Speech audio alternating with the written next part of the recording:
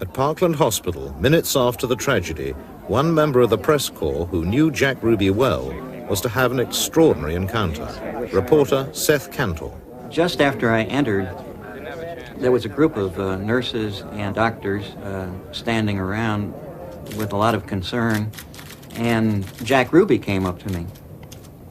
He said something to the effect that, "Isn't this just terrible?" And he looked as if he was extremely distressed.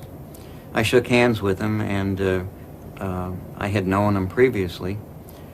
And Ruby asked me what I thought about his closing his places of business for a day or two out of concern for what had happened.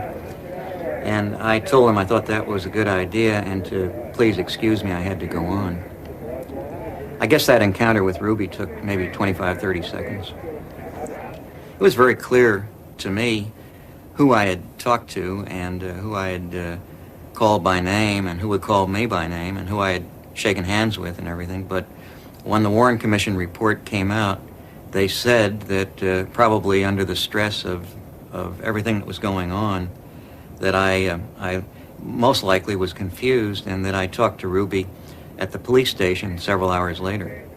Ruby denied he'd been at Parkland, and the Warren Commission believed him rather than Seth Kantor.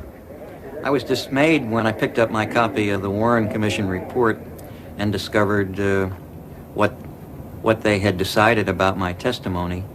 And among other things, I immediately began to wonder, who else they had talked to, who they chose not to believe, and why.